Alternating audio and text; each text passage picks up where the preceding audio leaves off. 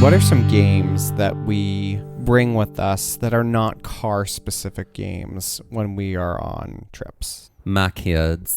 My kids. My kids. Okay, we have to tease this out for a second. Sure.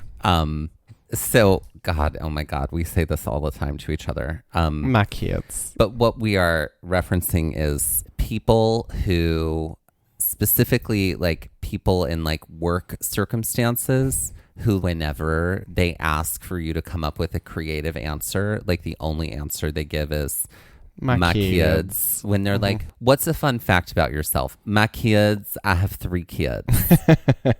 And in our imaginations, all these people are Southern. What is your favorite color? My kids. I watch them color all the time and I love it.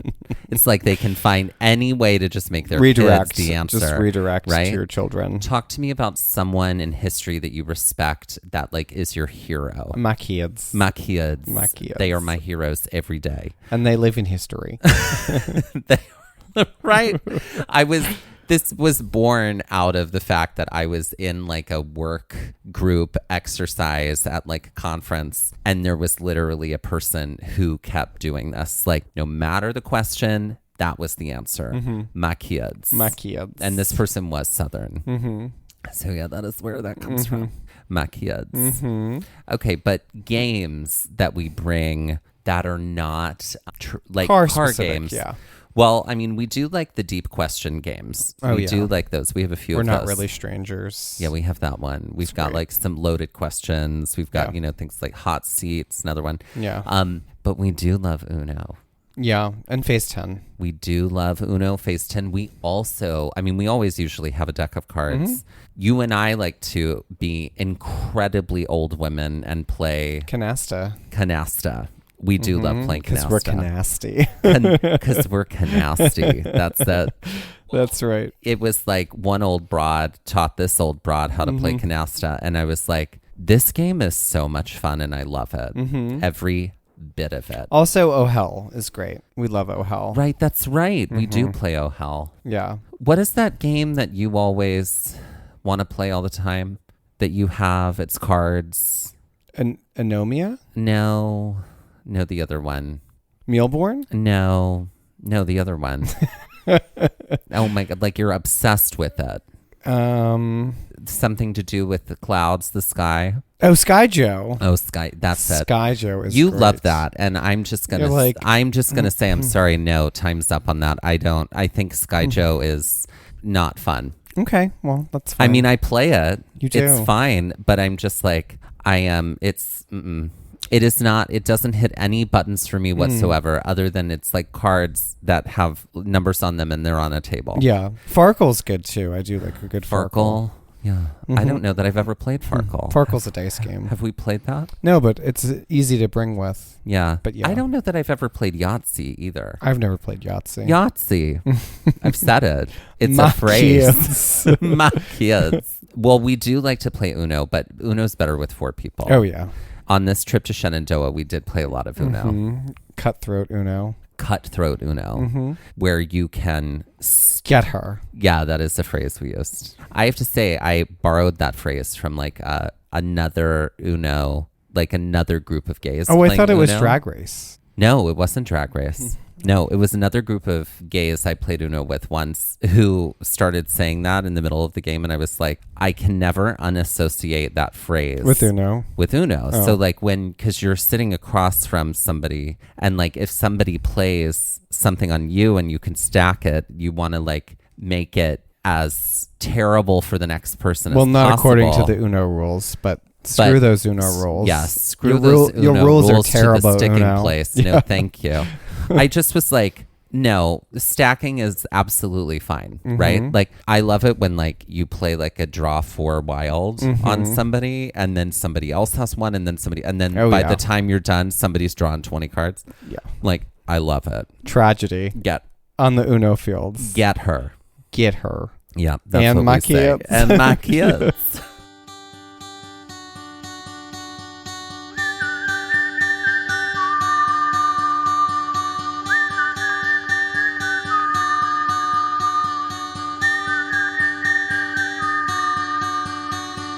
looking for adventure. I want to follow on the trail or get a little lost and let the wind fill my sails. Get up when the stars still fill the sky. Don't wake the sun. There's so much to be done, and the day has just begun.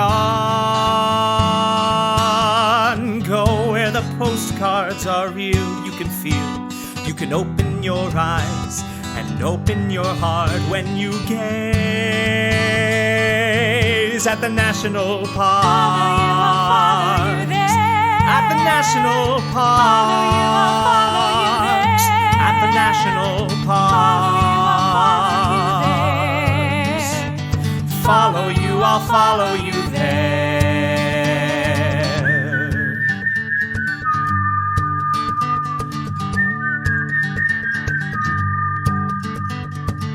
We would like to acknowledge that while visiting the land, also known as Shenandoah National Park, that we are on the traditional and stolen land of the Manahoic people. So we're just in the Airbnb, playing Uno, boozing, having a few laughs, and then we ran out of ice, so I go out to get some. Exactly. If you get that reference, you're gay. Yeah. Got it, everybody? Gay! You are, and that is just that. Mm-hmm. And you know what? Be proud of yourself. Be proud of Happy yourself. Pride. Happy Pride Mm-hmm. to you. Mm-hmm. That is right. In case you didn't, we are referencing Velma Kelly's solo monologue Mm-hmm. in the iconic song Cell Block Tango in the musical Chicago. Mm-hmm. Because we're gay. Mm-hmm. I don't know if you knew that. I don't know if you tuned into this podcast going like, I wonder if they are I wonder gay. if they're married to women. No, you didn't say that. Yep.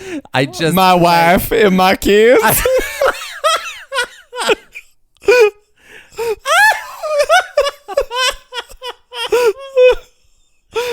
Oh God! After laughing like that, we definitely sound like we're married to women. You're laughing like you speak to the gas attendant at the gas station. Fill it up with regular, please. Yes, you do that voice. My wife would like some regular gas. I promised to my wife that I would fill up the With car regular. with regular, please. Oh, Whew, we digress. I really hope that, like, I really hope somewhere out there someone tuned in and went, no, I don't think they're gay. I think they both have girlfriends. They're both married to women. I really hope. And on episode 120, we shattered someone's dreams. Shattered someone's dreams. They're gone. The glass ceiling is, well, it's not. It never was glass. It was Waterford crystal the whole time, and it did shatter into tiaras. So that's it, everybody. Happy Pride. Back to Shenandoah. Okay, so y'all, we're in Shenandoah this episode. We have two other friends with us, Brian and Tino, also married to women. They are not married to each other. They're married to women. No, they are married to each other. And they, all four of us were on this trip together in Shenandoah. We stayed in Luray. In the previous episode, we had hiked the Big Rock Trail. And this time... Big Rock Falls. That's what I meant to say. Big Rock Falls. And the Mill Prong Trail, not pond. Say that again because Prong. I'm sorry. Our listener didn't catch that. Mill Prong. It just sounds like you're saying ma-prong. My kids, my prong. Mill Prong. Mill Prong. And we also did the Mill Prong Trail. That's right.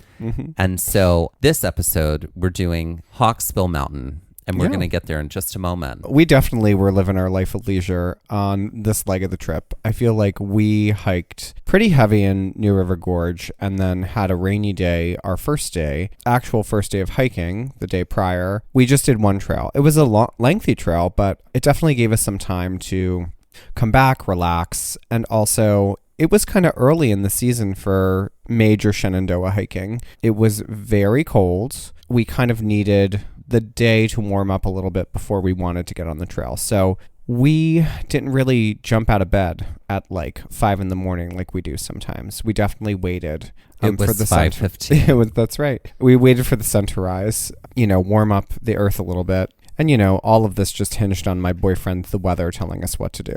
Because Mike is in a long-term relationship with the weather, always checking on where they are, knowing what's going on. Mike is in no way, in whatsoever, a lover of things like control. No. So that's why he has had such success with his with women. That's it. So got up later than usual. And today, Hawksbill Mountain is not a dog-friendly hike. So our friend Shay, Brian and Tino's dog, did not join us today on this hike. Right. It was more of not Hawksbill necessarily, but the hike we were going to do after. That was, I think, less dog-friendly. So that was part of the reason. We made a choice with what day Shay was going to come along and what day he was going to stay. And this was his stay-at-home day. Yes. Mm-hmm.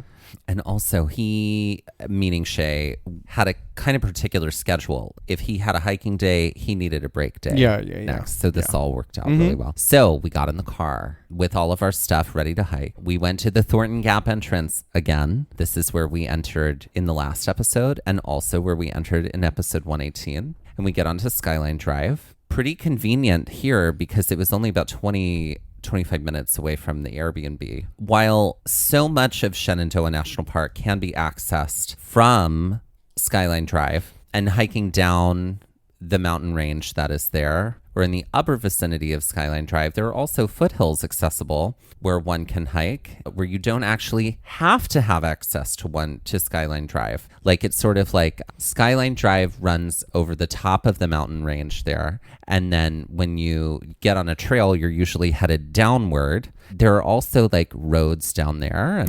And you could take a road to start a trailhead there. Yeah, if you listen to our White Oak Canyon trail episode from season 2, that is a hike that we did from the base in the foothills. Also, Old Rag. Yep. You also started the base in the foothills. So Shenandoah National Park, unlike many other national parks, is a place where rather than having like, this is this one trail and this trail starts here and it goes to here, and that's it. Shenandoah is more of like, there's a lot of trails here and there are these different spots that you can hike to, and you can hike to them from different places. Like you could start in the foothills, you could start at Skyline Drive, you could start at this picnic area. Like there's a lot of different ways usually to get to one spot. Planning a hike in Shenandoah is also sort of like, well, do I want to go from Skyline Drive? Do I want to go from the foothills? Do I want to go from here? Yeah. Where do I want to start? Yeah. So there's options. Things to note if you are planning a trip to Shenandoah at some point soon. So that morning, Brian and I had pored over the maps again at our Airbnb before we left to try to figure out what our best routes were going to be, specifically for Hawksbill Mountain. So there are a few ways that you can access the hike to Hawksbill Mountain, but we wanted to add a little bit more to it. We saw that we could park in the general hiking area, hike to the summit, and then hike a loop at the top and come down the same way. And this seemed like it was kind of the most common route to take. We, however, elected to park at this spot, but hike an alternative trail and head to the Upper Hawksbill Trail to access the peak. The first trail we would get on when we crossed the road at the parking area was the Skyland Big Meadow Horse Trail. Yet another horse trail here in Shenandoah. But no snakes because it was cold. No snakes. Y'all, we saw a lot of snakes on a horse trail in Great Smoky Mountains National Park in the middle of the summer. So if y'all are going there, just remember, yeah, exactly. And they were the big black snakes. Now, they're not poisonous, but they're big, terrifying, and they're fast. So black racers. Yeah, literally. That's why they got their name. But but we saw some in the summer on a horse trail, and the horse trails in Smoky Mountains are only kept up by footfall of humans and horses. Here in Shenandoah, the horse trails are a little more kept up. At least it seems here in the winter time. Yeah. The Skyline Big Meadows Trail dips us below the roadway, but it's a fairly gradual decline, and it is really a very wide path through the trees. It's definitely still a cold day here, but the sun is way more present on this hiking day, so it's definitely keeping us happier and warmer here. It is snowy. There's a little bit of snow here on the ground, a little bit of ice in some of the shadowy areas. But we're on this trail now, and it's not long before we begin to start to climb back uphill and make our way closer to the roadway. And this is where the trail gets a little rockier and a little bit steeper. We definitely have to do a little grunt work, but we keep moving along. Eventually, as we're hiking, we begin to start to level out a little bit, and the grunt becomes a little bit more gradual. As we get a little closer to where we're going to cross the road, we enter into a tighter thicket of trees that feels either trees or shrubs, as they're all skinny and short. This was kind of almost like a tunnel, it felt like, kind of walking through. And again, everything is bare at this time of the year because it's still very, very early spring. It brings us to a denser area of forest, which has a lot more snow and is much more in shadow. And in this moment, I was very grateful for the gloves that Brian had loaned me. You can hear all about that in episode 119, and how now, no matter what time of year I go to Shenandoah, I always have gloves. As we continue on, there's more snow on each side of the trail, and we're basically pretty level with the road as we're getting much closer to our crossing point. It's much, much flatter here, and so any sort of incline-decline has leveled off completely. We eventually encounter our last little trail marker that points us across the road to the upper Hawksbill Mountain Trail. And with that, let's take our first break. All right, in honor of Pride Month, well, we are playing the vaults, first of all. So in honor of Pride Month, we're going to put something pretty gay in the vaults. Let's do it. And I am going to say that you get to put 3 iconic divas in the vaults. Only 3? Only 3. Oh, this is way too hard. Oh my God. Well, I'm like, I feel like I have to fill it up with regular blues.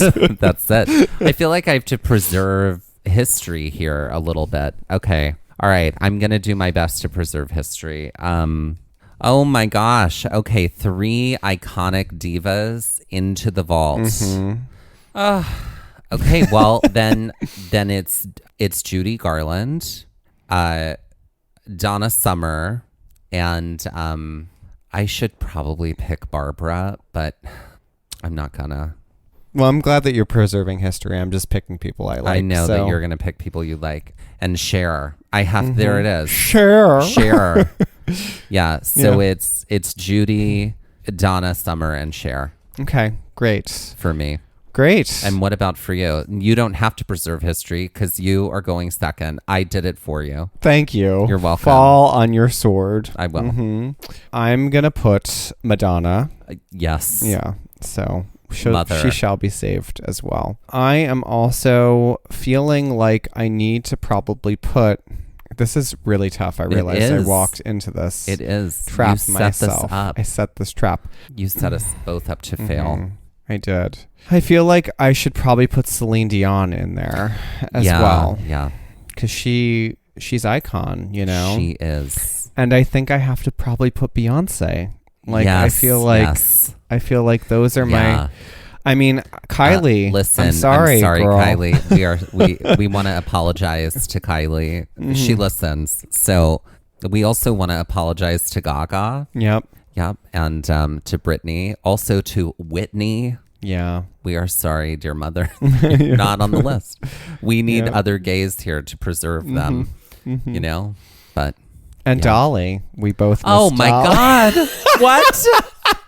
Okay, pause. Gone forever. Dolly, the reason the vault exists is because Dolly created it. Oh, okay. So Dolly is it's her Chasing there. Rainbows vault. It's her Chasing It is the chase. It is exactly what it would be called. This is the Chasing Rainbows vault. Mm-hmm. I was literally wearing a Dollywood shirt earlier today.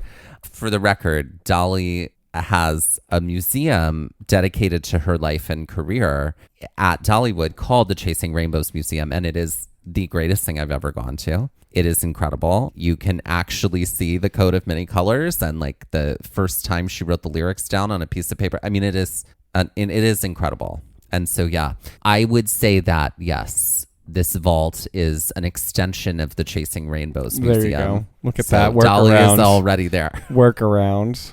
And that's the vault. Again,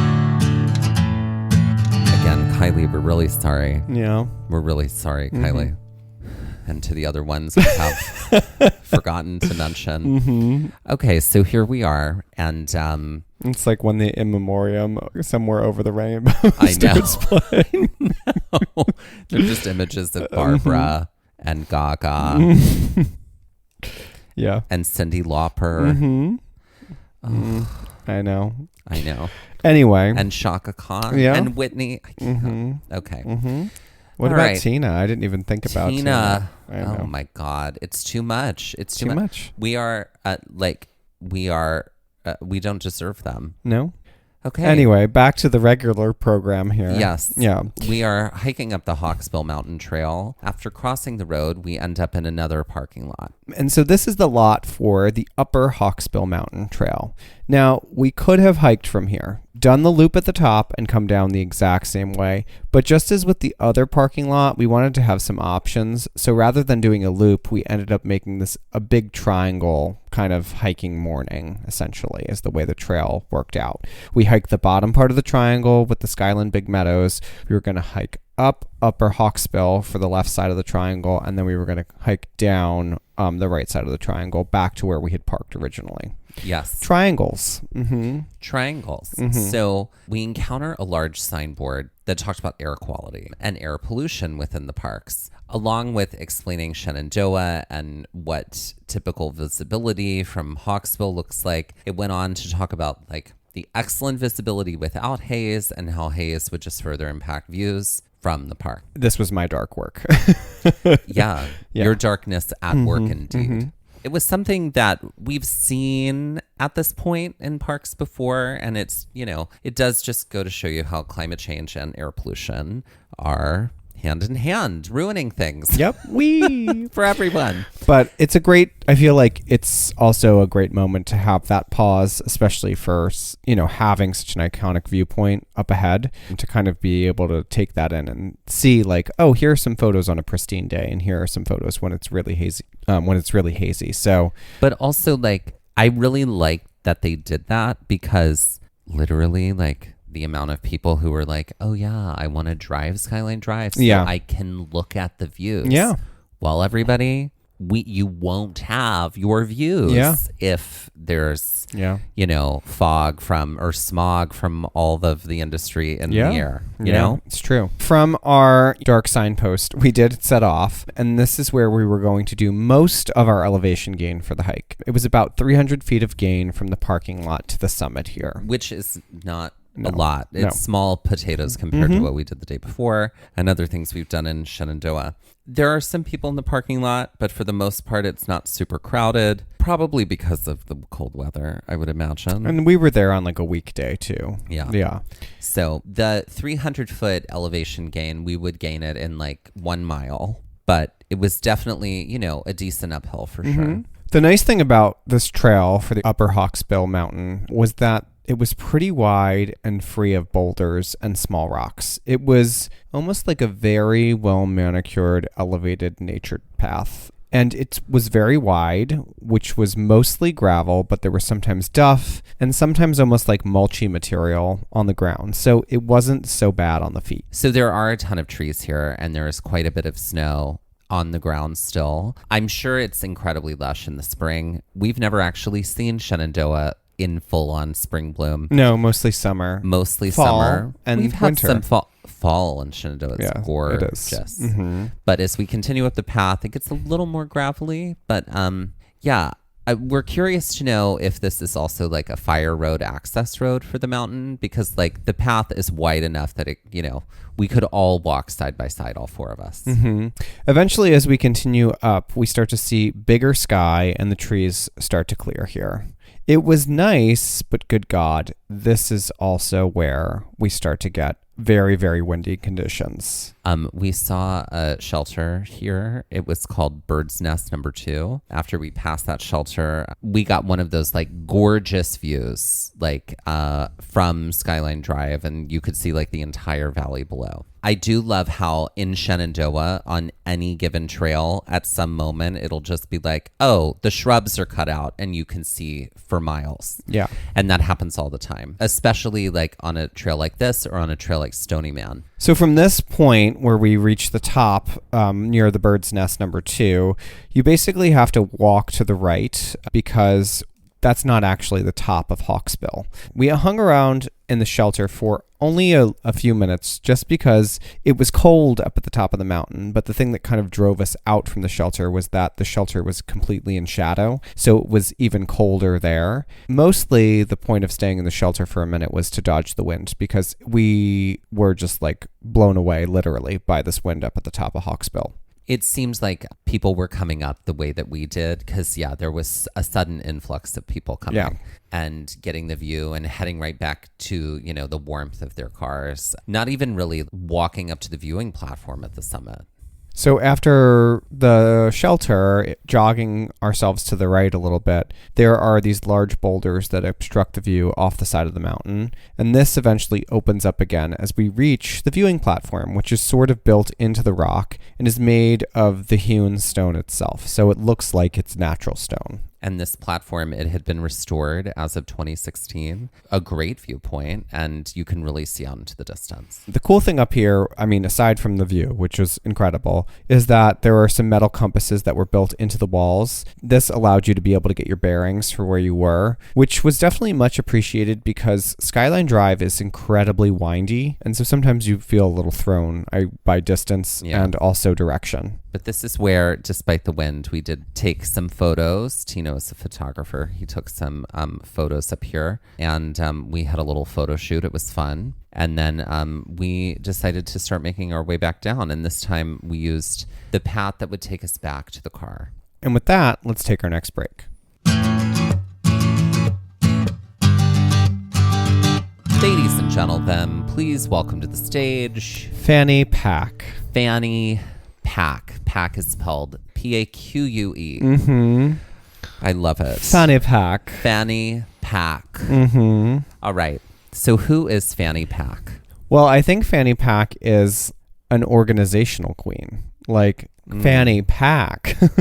Like she knows how to put things in spaces and make things fit. So take that for what you will. Does she do those like ASMR videos where they're like putting things into like refrigerator drawers and whatnot. But I want her to do those, and I need them to be a joke of those videos. Yeah. So it needs to be like a video like that, but instead it's like, I think it's just like always things that don't make sense. Like opens the fridge and then puts like a bunch of Furbies in like a a row. Or it's like opens up a drawer in the bathroom and puts like pasta in it. Yes, pasta. Exactly. Right. Exactly. It doesn't make sense, but it all looks really organized. Yeah, it's beautiful. Nonsensical but organization. organized. Yeah, nonsensical organization. And I think that probably like feeds into her clothing and her fashion aesthetic. Well, I feel like everything is neon and like glow in the dark, like blacklight activated. Okay, so we're like 80s. She's Great. an 80s organizational queen. I love it. I love it. What is her lip sync of choice? If she's 80s, it now has to be an 80s song, I think. Because I was going to say Get Myself Together by Robin, which would be a fun song to do. I think it's Wake Me Up Before You Go Go. Oh, I like that. That feels like morning routine. Yeah? Yeah. Okay, I can be into that. Fun. Okay, great. And then what is her merch? I think it's organizational, like lucite.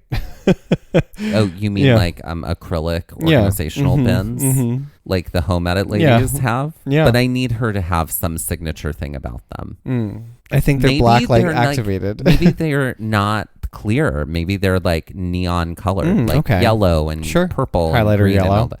Right? Or they're still clear, but just the color. They're clear. translucent. Yeah. Yeah. I'm aware of what that means. Yeah. Thank you. Okay, ladies and gentlemen, please welcome to the stage Fanny Pack.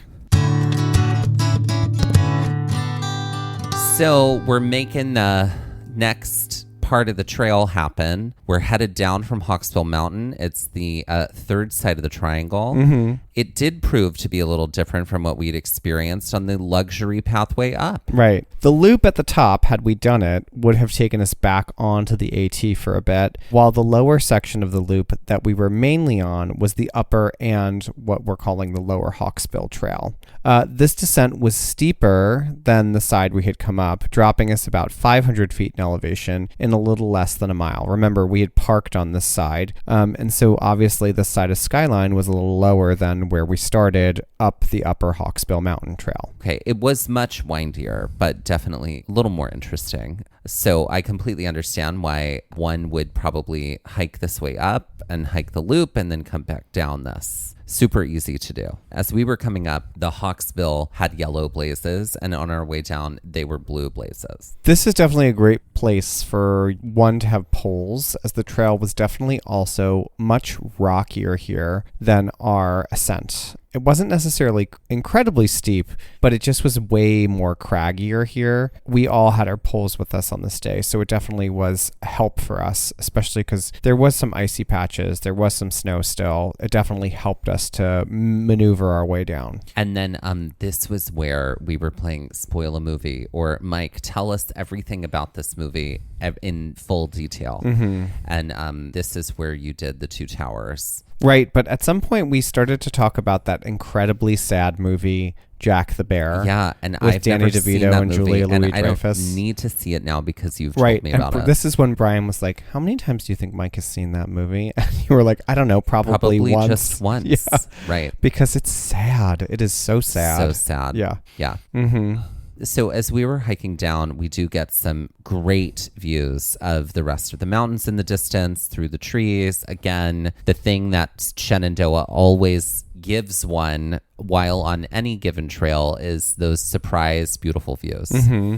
And this was, again, lucky for us because while the mountains aren't completely 100% visible, there's some, trees that are in the way. Nothing is in bloom yet. So we were actually able to see the mountains because everything was bare. On this trail, there were pretty much a lot of straight shots. There were definitely like a couple of spots where it got a little bit bouldery, some ankle twisty moments, perhaps, if you're not being careful. There were also some ice on some of the rocks, making it a little extra treacherous. But just to say, we were extremely careful. Everybody out there, be careful to keep our ankles safe. Mm-hmm. There is a lot of, as much as they're straight shots, we do have to make our way down pretty deftly and quickly. The sun definitely seemed a lot higher here. It seemed like there were way more people that were heading up the trail as we were heading down. And we essentially were swimming against the tide on our downward progression here. One of the things we love about hiking with Brian and Tino is that we all got to chat and decide what we were going to do. They're cool people who don't mind doing their own thing, just like we are the same. So what's great is on a trail, you end up in different conversations with different pairings of people. And I love that stuff. Mm-hmm. We definitely talked a lot about Uno, hot tubs, and, the town of Luray on our way down. Right. Mm-hmm. When we get to the car, because this is a pretty fast descent, even though, it's a little tricky, we de-gear everything and we jump in to get ourselves warm. So Hawksbill, all in all, is absolutely a sight to see, and it is usually recommended when going to Shenandoah. And the great thing about it is we could really make it exactly the kind of hike we wanted to, and anybody you can make it as short or as long as you want it to be. And from this hike, we decided that we had one more hike on our agenda while in Shenandoah, and we scooted down Skyline Drive for one last hike on our final day here at Dark Hollow Falls. All right, let's put collectively this triangle on the Cairnstone So scale. Skyline, Big Meadows to Upper Hawksbill to Lower Hawksbill. That's right. Mm-hmm. I'm going to give it a 4.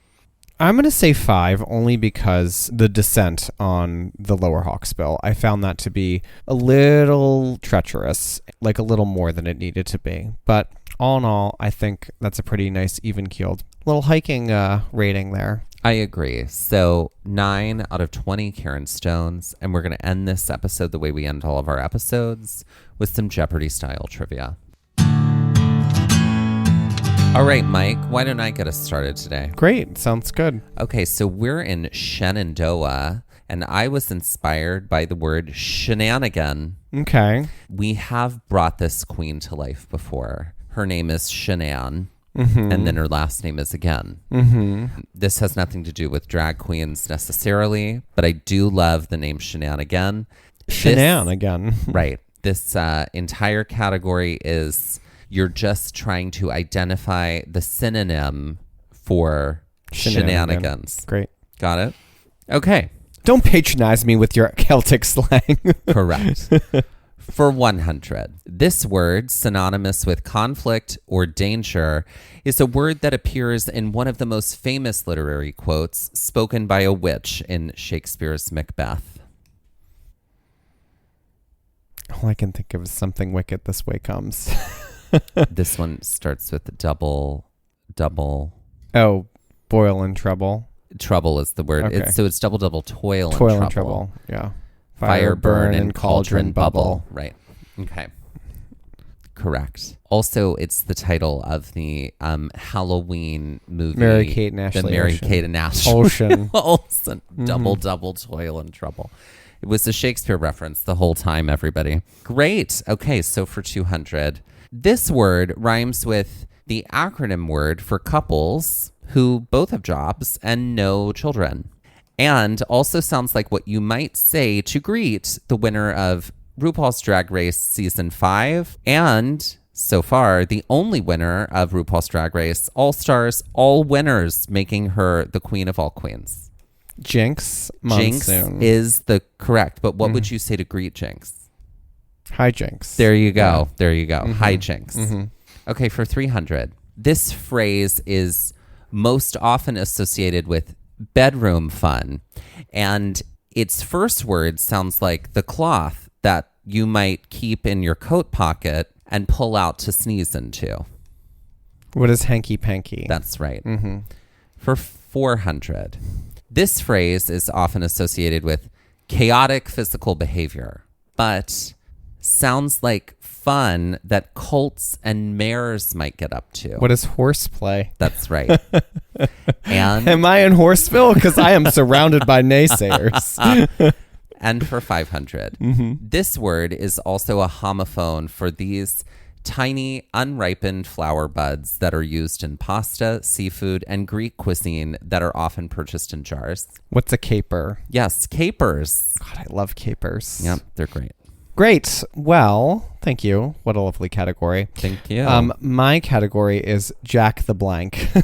Like Jack the Bear. Yeah, there it is. Got it. So you're just going to name the Jack based off of the clue. So it would be like not Jack the Ripper, but you're going to just give me the last name of the person. Perfect. But I'll appreciate it if you answer who is Jack the Blank. Got it. This Jack is known for his role on 30 Rock and the film Forgetting Sarah Marshall, and as the voice of Fix-It Felix in Wreck-It Ralph. Who is Jack the McBrayer? That's correct. For 200, this Jack is best known for films like School of Rock, The Holiday, and for his voice acting in Kung Fu Panda. Who is Jack the Black? That's correct. For 300, this Jack is best known for films like One Flew Over the Cuckoo's Nest, The Shining, and As Good as It Gets. Who is Jack the Nicholson? That's correct. Dusty the Ballard is how I'm going to start responding to you. I like that. For 400, this Jack is known for his role in 12 Angry Men, The Odd Couple, and Glengarry Glen Ross. Who is Jack the Lemon? That's correct. And for 500, this Jack is known for his songs Upside Down, Better Together, and Bubble Toes. I don't know if this is true, but I'm going to guess who is Jack the Johnson. That's correct. Oh, look at that. Also, Jack the Blank is that's so much fun. Mm-hmm. That was so much fun. Only someone who's gay could have come up with that.